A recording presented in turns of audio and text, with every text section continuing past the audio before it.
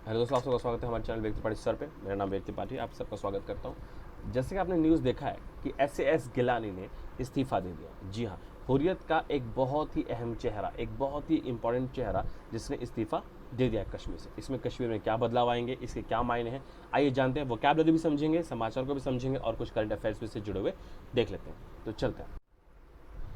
तो हेडलाइन ये पढ़ता है गाइज, ये द हिंदू का हेडलाइन है, कहता है separatist leader Geelani quits Hurriyat conference. अब यहाँ पे देखिए, सेपरेटिस्ट यानी क्या, ये अलगाववादी थे। जी हाँ, ये अलगाववादी थे।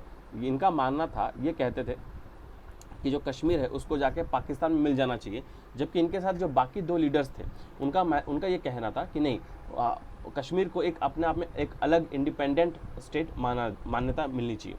क्विट्स, यहाँ पे जो वर्ड आ रहा है क्विट्स, क्विट्स का मतलब होता है त्याग देना, किसी चीज़ को त्याग देना। तो इन्होंने त्याग दिया है, त्याग पत्र दे दिया। कहाँ से? अपना हुर्रियत कॉन्फ्रेंस से। अब यहाँ पे वर्ड आता है एलिंग। एलिंग यानी क्या होता है? बहुत ही बीमार। आपको पता है कि ये 2003 से हाउस अरेस्ट में है और इनकी तबीयत काफ़ी ख़राब है। इनके जो बाकी बच्चे हैं या नाती पोते, ये लंदन में सेटल्ड है और वहाँ पे अच्छी खासी कमाई कर रहे हैं। यहाँ पे ये कश्मीरी युवकों को पत्थर मारने मजबूर कर रहे हैं। हार्ड लाइनर यानी क्या? बहुत ही कट्टरपंथी, चरम सीमा पे चलने वाले जो कट्टरपंथी थे वो। साइट्स यानी क्या होते हैं? दुहाई देना। ये क्या दे रहे हैं? किस चीज़ का दुहाई दे रहे हैं? किसकी दुहाई दे रहे हैं? अपनी करंट सिचुएशन, मानी जो हुर्रियत में करंट सिचुएशन है, जहाँ पे इनकी कोई बात नहीं मान रहा, इनके कहे अनुसार कोई चल नहीं रहा, तो उसको दुहाई देते हुए इन्होंने क्या किया? इन्होंने टू एग्जिट द ग्रुपिंग, यानी जो ग्रुप है, जो हुर्रियत है, वो 3 4 5 पार्टियों, यानी इन टोटल हुर्रियत जो है इन टोटल 31 पार्टीज को मिला के बनाया गया, अलग अलग पार्टीज हैं जिनको मिला के बनाया गया। तो इस ग्रुपिंग से उन्होंने निकलने का फैसला कर लिया है। ठीक है जी। तो वर्ड याद रखा, एलिंग यानी क्या होता है? बीमार। साइट्स यानी दुहाई देना किसी चीज़ का, है ना, यानी किसी चीज़ का रेफरेंस देना कि भाई इस चीज़ का मैं रेफरेंस दे रहा हूँ। करंट सिचुएशन यानी जो मौजूदा हालात हैं। टू एग्जिट यानी निकल जाना। ठीक है। अगला हेडलाइन देखते हैं क्या आ रहा है। अगला हेडलाइन हमारे पास आ रहा है, ये आ रहा है हमारे पास the Global Times. Global Times में कहता है Trump denies being briefed on alleged Russian Taliban bounties intelligence. अभी बहुत इंपॉर्टेंट बात है। पहले तो वर्ड्स देखते हैं। डिनाइज का मतलब होता है मना करना, किसी चीज़ को मना कर देना होता है डिनाई। जैसे किसी ने पूछा कि भाई जन यस पापा ईटिंग शुगर, तो कहता है नो पापा। तो नो पापा यानी उसे मना कर दिया कि नहीं, मैं शुगर नहीं खा रहा। ब्रीफ्ड यानी क्या? उनको बताया जाना। जब आप बताया जाना है, जब किसी चीज़ के बारे में आपको जानकारी दी जाती है, बताया जाता है, उसको कहते हैं ब्रीफिंग, है ना, ब्रीफ किया गया। एलिज्ड यानी होता है कथित, यानी ये साबित नहीं हुआ है, बस अभी ये ऐसे अनुमान आ रहे हैं या जो चीज़ें निकल के सामने आ रही है वो इस चीज़ तरफ इशारा कर रही है, उसको बोलते हैं एलिज्ड। Russian Taliban bounties. अब बाउंटीज क्या होता है? ये बहुत इंपॉर्टेंट है। अमेरिका में इस पर तो एक पूरा पेशा है। जो क्रिमिनल होते हैं, या अगर मान लीजिए होता है सुपारी, जिसको आप अगर देशी भाषा में आपको समझाओ, मुंबई भाषा में सुपारी, तो जो रशियन गवर्नमेंट थी वो क्या करती थी? तालिबान के जो फाइटर थे उनको पैसे देती थी। किसको? अमेरिकन ट्रुप्स को मारने के लिए, अमेरिकन कर्नल्स को, अमेरिकन ऑफिसर्स को मारने के लिए उनको पैसे देती थी। कौन? रशिया। अभी बहुत ही बड़ा पेच फंसा है, क्योंकि देखो चाइना के खिलाफ अमेरिका खड़ा है और अगर रशिया चाइना के साथ जाके मिल जाता है तो अमेरिका के लिए बहुत बड़ी प्रॉब्लम हो जाएगी, क्योंकि रशिया भी अपने आप में बहुत ही शक्तिशाली देश है। कमज़ोर है लेकिन अभी भी शक्तिशाली है। आगे चलते हैं। अगली हेडलाइन आता है, ये आपका द न्यूयॉर्क टाइम्स से आया है। द न्यूयॉर्क टाइम्स जो है आपका वो अमेरिका का एक बहुत ही प्रमुख अखबार है। ईरानियन मिसाइल फैसिलिटी यहाँ पे मतलब सुविधा नहीं है, यहाँ पे फैसिलिटी मतलब क्या होता है? फैक्ट्री, यानी जहाँ पे ये चीज़ लगाई गई थी, जहाँ पे ये चीज़ मौजूद थी।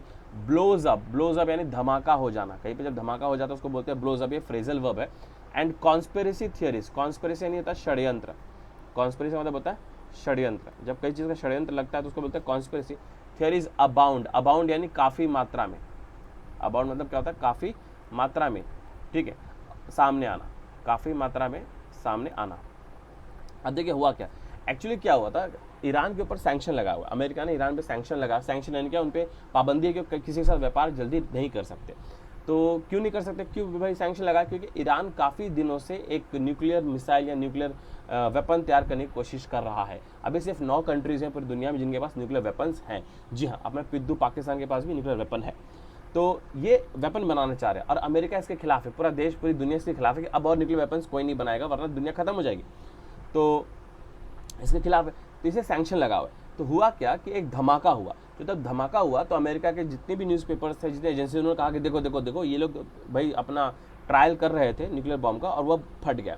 लेकिन बाद में ईरान ने बोला अरे भैया ऐसा कुछ नहीं है, हमारा गैस पाइपलाइन था वो उसमें ब्लास्ट हुआ है, हमने कोई मिसाइल टेस्ट वगैरह नहीं किया। और ये सच भी है, क्योंकि जब भी कोई न्यूक्लियर बॉम्ब या न्यूक्लियर मिसाइल का टेस्टिंग होता है तो पूरी उसका जो सबसे बड़ा एक सबूत होता है वो क्या होता है कि उसके आसपास का पूरा एरिया में भूकंप आता है। न्यूक्लियर बम जब आप टेस्ट करते हो पूरे एरिया में भूकंप आता है, तो ऐसा कोई भूकंप वगैरह आया नहीं था। तो इससे ये पता लगता है कि जी न्यूक्लियर बम तो नहीं था, बाकी कोई मिसाइल हो या बॉम्ब फटा हो तो बात अलग है। Satellite photograph show explosion happened at a missile production facility, यानी जब मिसाइल बनाती फैसिलिटी वहां पे धमाका हुआ है। Iran said the episode was a gas explosion. The episode का मतलब यहाँ पे क्या है, घटना, जो घटना हुई है। देखिए वर्ड्स को कितने अलग तरीके से यूज किया जाता है अखबारों में। द एपिसोड यानी घटना, वाज अ गैस एक्सप्लोजन, कहते हैं भाई वहाँ पे गैस का एक्सप्लोजन हुआ था at a different military base, एक अलग मिलिट्री बेस पे गैस में धमाका हुआ था, वो कोई हमने न्यूक्लियर टेस्ट नहीं किया। आइए चलते अगली स्लाइड। अगला स्लाइड आता है आपका, अगेन ये ग्लोबल टाइम्स से आता है। ग्लोबल टाइम्स जो है चाइना का बहुत प्रमुख अखबार है, यानी वो एक्चुअली में सीपीसी यानी जो पार्टी आपका चाइना चलाती है उसी का मुखपत्र है। कहता है China passes security law with sweeping powers over Hong Kong. China ने, आपको पता है कि हांगकांग पे एक सिक्योरिटी, नेशनल सिक्योरिटी लॉ लगाने वाली थी। नेशनल सिक्योरिटी लॉ से क्या होता है कि इनके अधिकार छीन जाते हैं। मैंने कल जो आपको बात कही थी, कल जो स्लाइड बनाया था उसमें मैंने चर्चा की, आप प्लीज जाके देखिएगा कि नेशनल सिक्योरिटी लॉ होता क्या, जिससे काफ़ी ज़्यादा अधिकार हांगकांग के लोगों के छीन जाते हैं। तो security law with sweeping powers. Sweeping powers का मतलब क्या है, यहाँ पे देखिए पावर्स आपको पता है शक्ति होती है, स्वीपिंग यानी क्या, बहुत ज़्यादा। यहाँ पे स्वीपिंग का मतलब क्या होता है, बहुत ज़्यादा। झाड़ू नहीं लगा रहे, यहाँ पे बहुत ज़्यादा उनको शक्ति मिल गई। और यहाँ पे जो स्वीपिंग है वो एक एडजेक्टिव तरह काम कर रहा है, यानी विशेषण की तरह काम कर रहा है, जो पावर्स के बारे में बता रहा है। ओवर हांगकांग यानी हांगकांग के ऊपर उनको बहुत ज़्यादा पावर मिल जाता है, उसको कंट्रोल मिल जाता है। लॉ मेकर्स अगेन वही होते हैं जो आपके पार्लियामेंट में बिल को पास करते हैं, जैसे हमारे पे एमपीज होते हैं लोकसभा में, वैसे आपके लॉ मेकर्स होते हैं। In Beijing voted in a process that has been criticise. Process यानी वही जो अब एक चाल चल रही है चाइना हांगकांग कंट्रोल करने के लिए, तो उसी बिल पे सबने अपना वोट दिया। हैज़ बीन क्रिटिसाइज्ड यानी निंदा की गई है उसकी, क्रिटिसाइज यानी निंदा, for its secrecy and haste.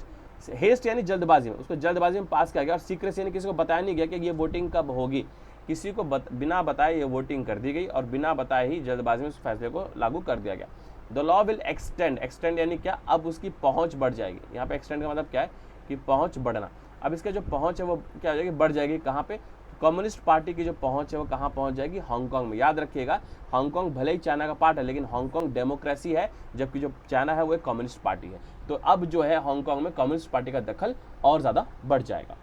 यहाँ पे ग्राउंड्स का पे होता है रोक लगाना। तो यहाँ पे क्या है, रोक लगा दिया गया है। किस पे रोक लगा दिया है, रोक लगा दिया है पाकिस्तानी पायलट्स पे, क्योंकि वियतनाम के बहुत सारे एयरलाइंस हैं जिसको पाकिस्तानी जो पायलट्स हैं वहाँ पे एम्प्लॉयड है और वो इसको उड़ाते हैं। अभी आपको एक बहुत लेटेस्ट न्यूज़ निकल के आई कि 860 पायलट हैं, कमर्शियल पायलट हैं पाकिस्तान में, जिनमें से 260 के पास फर्जी लाइसेंस है। जी हाँ, इन्होंने चीटिंग की थी, पैसा खिलाया था और फर्जी लाइसेंस हासिल कर लिया था। इसलिए आज का जो लेटेस्ट न्यूज़ है, जो 1 जुलाई का न्यूज़ है, उसमें ये आता है कि यूरोपियन यूनियन जो है उसने इन 260 पाकिस्तानी पायलट्स के कंसर्न को मद्देनजर रखते हुए जो पाकिस्तानी एयरलाइंस है इसको बैन कर दिया। जी हाँ, पाकिस्तानी एयरलाइंस जो है वो अब यूरोपियन यूनियन में एंटर नहीं कर सकते, क्योंकि उनके पायलट्स के पास फेक लाइसेंस है, यानी उनको कोई इसका नॉलेज नहीं है। तो ओवर लाइसेंस कंसर्न्स यानी चिंता, जो लाइसेंस का जो एक बात निकल गया कि इनके पास जो है एक बात निकल गई, चिंता हुई इनको कि भाई इनके पास जो लाइसेंस है तो फेक है, तो इनको नौकरी से निकाल दिया गया, इनको रोक दिया गया।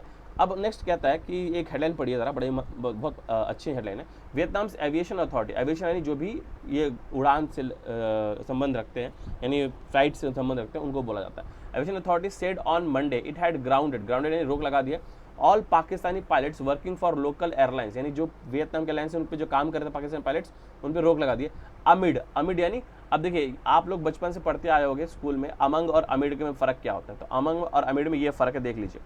अमिड यानी बीच, कंसर्न यानी चिंता के बीच, amid concern from global regulators यानी कि अब दुनिया भर के जितने भी लोग हैं, जैसे यूरोपियन यूनियन हो गया, अमेरिका हो गया, इनमें जितने भी फ्लाइट को, जैसे हमारे इंडिया में डीडीसी है जो फ्लाइट्स को देखती है, फ्लाइट्स का आवागमन, उनको लाइसेंस देना, ये सब देखती है। तो जितने भी ग्लोबल हैं, दुनिया में जितने भी लीडर्स हैं, उन्होंने इस पर बहुत बड़ी चिंता जाहिर की है, और इसकी वजह से उनको मद्देनजर देखते हुए वियतनाम ने भी फैसला लिया है दैट सम पायलट्स में हैव बीन यूजिंग डूबियस। अब डूबियस क्या होता है, डूबियस का मतलब होता है फॉल्स, इसका मतलब होता है फॉल्स, यानी अगर हिंदी भाषा में सरल भाषा में समझाऊँ तो फर्जी, जो फर्जी लाइसेंस लेकर घूम रहे हैं वो लोग। ठीक है, तो वियतनाम का फैसला है भाई। आगे चलता है। Police scrambles to prevent censure at standing committee meet but Dahal remains adamant. अब भाई ये तो चल रहा है, ये भाई आपके हैं ओली और ये है दहल। इनको प्रचंड नाम से बहुत अच्छे से जाना जाता है पूरे नेपाल में। बेसिकली ये भी कम्युनिस्ट पार्टी के हैं, ये भी कम्युनिस्ट पार्टी है। इनकी कम्युनिस्ट पार्टी अलग है, इनकी कम्युनिस्ट पार्टी अलग है। अब कुछ साल पहले ये इलेक्शन जो होता है नेपाल में, ये दोनों एक साथ आके इन्होंने एक पार्टी बना ली थी और ये था कि 2.5 साल तक ये राज करेंगे और 2.5 साल तक ये पीएम रहेंगे। लेकिन फिर उसमें चाइना इंटरफेयर करता है और इनको इनकी कुर्सी पे काबिज रखता है। अब ये चाइना के बन गए पिठलग्गू, यानी जो चाइना कहता है वही ये करते हैं। काठमांडू पोस्ट जो नेपाल की बहुत बड़ा समाचार पत्र है, उससे ये न्यूज़ मैंने लिया है। तो अब जो ये इनसे इस्तीफा मांगा रहे हैं, जो भी कदम उठा रहे हैं, इससे इस्तीफा मांगा रहे हैं, इन्होंने बहुत गलत स्टेप्स उठाए, जिससे इंडिया और इनके रिलेशंस बहुत खराब हो गए। और नेपाल चाहे जितना भी चीन का गुण गा ले, लेकिन बहुत ज़्यादा डिपेंडेंट है इंडिया के ऊपर हर एक चीज़ के लिए। तो ओली स्क्रैम्बल्स यानी कि जल्दबाजी में जब आप इमरजेंसी में कोई कदम उठाते हो, इमरजेंसी में कोई एक्शन लेते हो, उसको स्क्रैम्बल कहा जाता है। फाइटर जेट्स को भी देखो, जब कोई दूसरा फाइटर जेट आपके एरिया में घुसता है तो आपके फाइटर जेट्स को स्क्रैम्बल किया जाता है। अब जब भी फाइटर जेट की बात सुनेंगे, उनको स्क्रैम्बल वर्ड यूज़ किया जाता है, यानी इमरजेंसी में कोई एक्शन लेने के लिए किसी को भेजना। तो ओली ने बहुत जल्दबाजी में इमरजेंसी में एक्शन लेने के लिए क्या करना चाहते हैं इमरजेंसी में, वो प्रिवेंट करना चाहते थे। क्या प्रिवेंट करना चाहते थे? सेंश्योर यानी कि इन्होंने जो स्टेटमेंट्स दिए हैं इंडिया के खिलाफ, उसकी घोर निंदा और डिसअप्रूवल किया जा रहा है। कहाँ पे? स्टैंडिंग कमेटी, यानी जो दोनों कम्युनिस्ट पार्टी उनकी जो कमेटी है स्टैंडिंग कमेटी में, इनकी स्टेटमेंट्स की, इनके काम की बहुत निंदा की जा रही है। बट दहल रिमेन्स एडामेंट यानी क्या? अड़ा हुआ है, जिद्दी है ना, दिल ये जिद्दी है। तो ये बंदा भी जिद्दी है, अड़ा हुआ है, कहता नहीं भाई इस्तीफा तो चाहिए, तेरा इस्तीफा तो मेरे को चाहिए। Oli realises his position in party and government is shaky. उनको पता लग गया कि भाई उनकी पार्टी में और गवर्नमेंट में उनके हालात कुछ ज़्यादा अच्छे नहीं है। विद अ प्रपोजल मतलब एक भाई सामने प्रस्ताव रखा गया, कॉलिंग फॉर हिज एब्डिकेशन। अब यहाँ पे कॉलिंग मतलब बुला नहीं रहा, कॉलिंग मतलब मांग करना।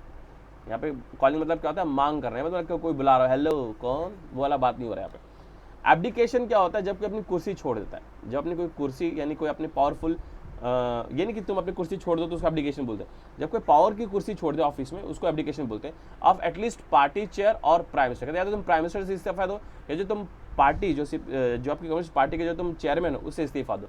लाइकली टू बी एंडोर्स्ड यानी कि आप बैकिंग देना, किसी चीज़ को जब आप बैकिंग देते हो, इसको एंडोर्स करते हो, ठीक है, उसका जब आप समर्थन करते हो, तो भाई या तो तुम भाई पार्टी हेड से इस्तीफा दो, या तो तुम प्राइम मिनिस्टर के पद से इस्तीफा दो, दोनों में से आपको एक इस्तीफा देना पड़ेगा, ऐसा कहना है नेपाली कम्युनिस्ट पार्टी का। ठीक है जी, तो ये रहे आज के समाचार। ये कल के हैं बेसिकली, आज मैंने इसको बनाया है। तो आज के समाचार पे मैं और काम कर रहा हूँ। द हिंदू का भी एडिटोरियल में लेके बहुत जल्दी आने वाला हूँ। तो अगर आपको ये पसंद आता है करंट अफेयर्स के साथ साथ जीके, थोड़ा सा करंट न्यूज़, वोकैबुलरी, उसका यूसेज, तो प्लीज़ इसको बिग थम्स अप जरूर दीजिएगा। इससे बहुत हमारा जो क्या कहते हैं एंथुसियाज्म वो बढ़ जाता है और हमें और अच्छा लगता है कि काम करने में और मजा आता है। और हम सोचते हैं कि आपके लिए और अच्छा कंटेंट लेके जल्दी से जल्दी आए। इसको शेयर करना मत भूलिएगा अपने फेसबुक पेज पे, अपने फ्रेंड्स के साथ व्हाट्सएप पे, उनको भी कुछ ज्ञान बांटे। Sharing is caring. तब तक के लिए महादेव।